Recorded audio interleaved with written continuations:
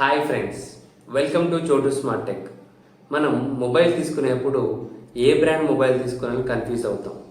మన మార్కెట్లో Vivo, Oppo, Realme, OnePlus, iQOO ఇవన్నీ ఒకటే బ్రాండా లేదా సపరేటా? సో ఇలాంటి డౌట్స్ అన్నీ మీకు ఈ వీడియోలో క్లియర్గా ఎక్స్ప్లెయిన్ చేస్తాను. మన మొబైల్ మార్కెట్లో ఒక పెద్ద బిజినెస్ గెయింట్ ఉంది, అది మీకు తెలుసా? అదే బీబీకే ఎలక్ట్రానిక్స్. సో ఇది ఒక్కటే 5 బ్రాండ్స్ని కలిగి ఉంది. సో అంటే half of the Indian mobile మార్కెట్ని ఈ ఒక్కటే కంపెనీ కంట్రోల్ చేస్తుంది. ఇందులో Vivo, Oppo, Realme, OnePlus, iQOO ఇలా 5 బ్రాండ్స్ ఒకే కంపెనీ కింద వర్క్ చేస్తున్నాయి. సో ఇది ఎక్కడ కూడా ఎక్స్పోజ్ చేసుకోరు. ఎక్స్పోజ్ చేసినా కూడా బీబీకే ఎలక్ట్రానిక్స్ అనేది నార్మల్ ఒక చిన్న బ్రాండ్ వేసుకుంటుండ్రు అంతే. ఎందుకు అని అంటే ఎందుకు ఎక్స్పోజ్ చేయాలి? వాళ్ళ స్ట్రాటజీ అది. ఎందుకు అంటే మనకి ఇక్కడ ఒక్కొక్క సెగ్మెంట్ ఉంటుంది. సపోజ్ 10,000 ఒకటి, 20,000లో మంచి గేమింగ్ కోసం అని, పర్ఫార్మెన్స్ కోసం అని, కెమెరా కోసం ఇలా ఉంటాయి అవి. సో అన్ని రకాల మార్కెట్ని హోల్డ్ చేయాలంటే ఒకే కంపెనీతో ఒకే బ్రాండ్గా వస్తే ఎవరు యాక్సెప్ట్ చేయరు. సో అందుకోసమని అన్ని రకాల కంపెనీస్ని వాళ్ళు ఎదుర్కోవాలి అంటే రకరకాల బ్రాండ్స్ని క్రియేట్ చేసి రకరకాల సెగ్మెంట్స్ వైజ్గా వాళ్ళు క్రియేట్ చేసి వదిలేరు. సో అందులో ఫస్ట్ వివో అండ్ ఒప్పో అనేది ఆఫ్లైన్ టార్గెటెడ్ మొబైల్స్గా వచ్చాయి. సో ఇందులో Vivo, Oppo and camera, music అని పెద్ద పెద్ద హోల్డింగ్స్లో అన్నింటిలో కనబడతాయి. ఆఫ్లైన్లో యాక్చువల్లీ ఇండియన్ మార్కెట్ అంతా ఫస్ట్ నుంచి కూడా ఆఫ్లైన్లో నడిచేది ఎక్కువ. సో అందుకోసమని ఫస్ట్ అవి 2 ఆఫ్లైన్ టార్గెటెడ్గా వచ్చాయి, దుమ్ము దులిపేసినాయి. ఆ టైంలో ఉన్న బ్రాండ్స్కి ఫుల్ కాంపిటీషన్ ఇచ్చాయి. సో అలా కాంపిటీషన్ ఇస్తున్న టైంలోనే వాళ్ళకి ఆ లెవెల్ని దాటి ఫ్లాగ్షిప్ ప్రీమియం రేంజ్కి వెళ్ళాలనిపించింది. అప్పుడే వాళ్ళు వన్ ప్లస్ని క్రియేట్ చేశారు. సో వన్ ప్లస్ ఒప్పో నుంచి వర్క్ చేసిన అతనే వచ్చి వన్ ప్లస్ స్టార్ట్ చేశాడు. సో ఆ వన్ ప్లస్ అనేది సూపర్ సక్సెస్ అయింది. ఫ్లాగ్షిప్ లెవెల్ మొబైల్స్, గేమింగ్ కోసం ప్రీమియం మొబైల్స్గా ఫుల్ బ్రాండ్ క్రియేట్ చేసింది. దాని తర్వాత వాళ్ళు అక్కడే వదలలేదు, మళ్ళీ అక్కడ నుంచి వివో నుండి ఐక్యూ ఎందుకు ఎక్కువ ఆన్లైన్ టార్గెటెడ్ బడ్జెట్ నుంచి గేమింగ్, పర్ఫార్మెన్స్ వరకు అన్నీ కూడా ఐక్యూ నుంచే రిలీజ్ అవుతాయి. సో ఆఫ్లైన్ అంతా వివోలో వస్తే ఆన్లైన్లో ఐక్యూలో వస్తాయి. సేమ్ అలానే ఒప్పోలో ఆఫ్లైన్లో వస్తే ఒప్పో నుంచి వచ్చిన రియల్మీని కూడా సేమ్ బడ్జెట్, పర్ఫార్మెన్స్, గేమింగ్ అని 3 రకాలుగా డివైడ్ చేసుకొని అప్పుడు దాన్ని రియల్మీని రిలీజ్ చేశారు. సో రియల్మీలో వచ్చేటివే ఒప్పోలో వస్తాయి. అక్కడ మీరు కన్ఫ్యూజన్ ఏం లేదు. ఈ 5 బ్రాండ్స్ కూడా సేమ్ డిజైన్ని, మ్యానుఫ్యాక్చరింగ్ని షేర్ చేసుకుంటాయి. సో మన ఇండియన్ మార్కెట్లోకి వస్తే మొత్తం ఈ 5 బ్రాండ్స్ కలిసి 46 to 47% మార్కెట్ షేర్ని హోల్డ్ చేస్తున్నాయి. ఎందుకు అని అంటే మీకు అర్థమైపోయింది కదా సిచ్యువేషన్. అన్ని మేజర్ బ్రాండ్స్ అంటే మనకు తెలిసినవి మాత్రం ఇవే మేజర్గా. ఎవరికి అడిగినా అరే నువ్వు ఏ ఫోన్ కొంటావు అంటే వివో ఫోన్ బాగుందంటారా, కెమెరా బాగుందంటారు. అరే నువ్వు ఏ ఫోన్ కొంటావు అంటే అరే 15,000లో రియల్మీ ఫోన్ బాగుందిరా, అది అందులో గేమింగ్ ఆడుకోవచ్చు అంట, మంచి మంచి ఫీచర్స్ ఉన్నాయి. అట్లా అంటే ఎవ్రీ సెకండ్ ఫోన్ ఇండియాలో అది ఈ గ్రూప్ నుంచే, బీబీకే గ్రూప్ నుంచే బై చేస్తున్నారు. సో అందుకే మనకి ఆల్మోస్ట్ 50% మార్కెట్ షేర్ని బీబీకే హోల్డ్ చేస్తుంది. సో ఇదే సెగ్మెంట్లో రెండో కంపెనీ వచ్చేసి షామీ. సో షామీ మన ఇండియాలోకి ఎంటర్ అయినప్పుడు రెడ్మీ మొబైల్స్ వచ్చింది. రెడ్మీలో బడ్జెట్లో బెస్ట్ కింగ్. అప్పుడున్న మొబైల్ బ్రాండ్స్ అన్నిటికీ కూడా ఇదే ఫుల్ కాంపిటీషన్. అంత కాంపిటీషన్ ఇచ్చిన రెడ్మీ ఇప్పుడు అంత లేదు.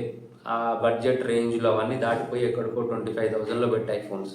సో అందుకే సేల్స్ కూడా పడిపోయాయి. ఆ పర్ఫార్మెన్స్లో అని లేదా సాఫ్ట్వేర్లో ఇష్యూస్ అని ఇంకా రకరకాల ఇష్యూస్లో ఇరుక్కుపోయింది. బట్ తను ఏదైతే రెడ్మీగా వచ్చిన తర్వాత ఇండియన్ మార్కెట్ని మార్చేసింది. అంత పర్ఫార్మెన్స్ ఫోన్స్, అంత బెస్ట్ ఫోన్స్ అందించింది రెడ్మీలో. సో రెడ్మీ వచ్చేసి మెయిన్ టార్గెట్ బడ్జెట్ అంటే మిడ్ లెవెల్లో ఉండే budget range, mid range phones, ఆ రేంజ్లో వచ్చి బెస్ట్ ఫోన్స్ అందించింది. అక్కడ మనకి అన్ని మార్కెట్స్ని తనే హోల్డ్ చేసింది.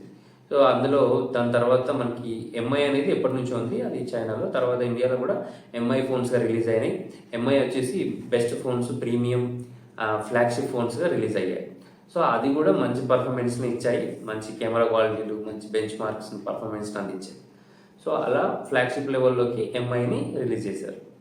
తర్వాత రెడ్మీ అయిపోయింది. తర్వాత ఇంకా పోకోలో పోకోని ఫస్ట్ రెడ్మీకి ఎంఐకి సబ్ బ్రాండ్గానే ఫస్ట్ ఒక బ్రాండ్ మొబైల్ తీసుకొచ్చారు, పోకో F1.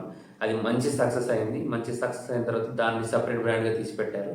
బట్ బ్రాండ్ అని చేంజ్ అయినా సాఫ్ట్వేరు మ్యానుఫ్యాక్చరింగ్ అంతా కూడా ఎంఐదే యూజ్ చేసుకుంటుంది. కానీ ఓన్లీ పర్ఫార్మెన్స్, బెస్ట్ గేమింగ్ కోసం పోకో ఫోన్స్ని తీసుకొస్తుంది. సో అందులో అన్ని సెగ్మెంట్స్ని కవర్ చేస్తున్నారు వాళ్ళు, బడ్జెట్ నుంచి గేమింగ్ వారికి, ప్రీమియం వారికి కూడా.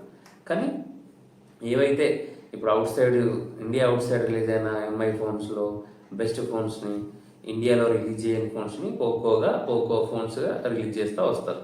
సో ఫోన్స్ మీకు అక్కడ చూసుకోవాల్సింది ఏంటంటే అందులో పర్ఫార్మెన్స్ మనం పెట్టే అమౌంట్కి వర్తా కాదా, సో అది చూసుకొని తీసుకోండి. ఇదే ఇప్పుడు ఈ 3 కంపెనీస్తో పాటు షామీ బ్లాక్ షార్క్ అనే గేమింగ్ ఫోన్ కంపెనీ కూడా అందులో 46% స్టేక్ని కలిగి ఉంది.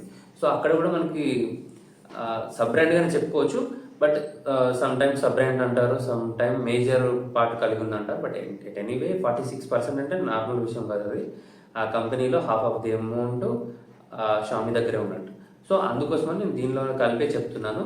బెస్ట్ ఫోన్స్లో ఈ ఫోన్స్ కూడా ఉంటాయి. బట్ కరెంట్ అయితే ఎందుకో బ్లాక్ షార్క్ నుంచి అయితే ఫోన్స్ రావట్లేదు. అందులో 1, 2, 3 వచ్చాయి. దాని తర్వాత పెద్దగా మరి ఎక్కడ పోయి ఏం తెలియదు, కానీ మనకైతే రిలీజ్ అవ్వట్లేదు ఇండియాలో. సో కాకపోతే ఇది ఒకటే మనకు 12 to 13 ఇప్పుడు కరెంట్ 14% వరకు కూడా షామీ ఒకటే హోల్డ్ చేస్తుంది మార్కెట్ని. బట్ బెస్ట్ ఫోన్స్ అని చెప్పొచ్చు. ప్రజెంట్ అయితే అంత పర్ఫార్మెన్స్ నడవట్లేదు అనిపిస్తుంది. అండ్ మనకు ఇంకొక కంపెనీ ఉంది, ట్రాన్సిషన్ హోల్డింగ్స్. ఈ ట్రాన్సిషన్ హోల్డింగ్ అంటే మీకు ఎవరు తెలియదు, కానీ ఇన్ఫినిక్స్, టెక్నో, ఐటెల్ ఈ ఫోన్స్ తెలుసు. ఈ 3 ఫోన్స్ని కలిగి ఉంది transition holdings. So transition holdings అనేది ఈ 3 బ్రాండ్స్ని హోల్డ్ చేసుకొని ఇండియా, ఆఫ్రికా మార్కెట్స్ని బాగా కంట్రోల్ చేస్తుంది బిలో 10,000 రేంజ్లో. ఎందుకంటే దీనికి అంతే ఉంటుంది, ఆ పర్ఫార్మెన్స్ రేంజ్లోనే బెస్ట్ ఫోన్స్ ఇస్తుంది బిలో 10,000లో. అండ్ ఇంకా మిగతా ఫోన్స్ అంటే మీకు తెలిసిందే, లెనోవో నుంచి మోటరోలా. ఇప్పుడు మోటరోలాని లెనోవో కంట్రోల్ చేస్తుంది. బట్ ఇంకా వేరే బ్రాండ్స్ దాంట్లో ఏం లేదు, లెనోవోలో ఓన్లీ మోటరోలా ఒకటే ఉంది. అండ్ మీకు ఇక్కడ వరకు బ్రాండ్స్ సబ్ బ్రాండ్స్ ఉన్నాయి. ఇంకా నెక్స్ట్ వచ్చేసి శాంసంగ్ వచ్చేసి 5,000 నుంచి 1,50,000, 2 lakhs దాకా మొబైల్స్ ఉన్నాయి. సో వాళ్ళకి సబ్ బ్రాండ్ పెట్టుకోవాల్సిన అవసరం లేదు. కాకపోతే best performance, best camera, best display phones వస్తాయి. అదైతే మంచి ప్రీమియం ఫోన్స్ కూడా వస్తాయి. అందులో గేమింగ్ అయితే పెద్ద గేమ్ ఉండదు, వాడుకోవచ్చు అని చెప్తారు. బట్ గేమింగ్ గురించి మనం శాంసంగ్లో తీసుకోవడం వేస్ట్, నా సజెషన్ అయితే.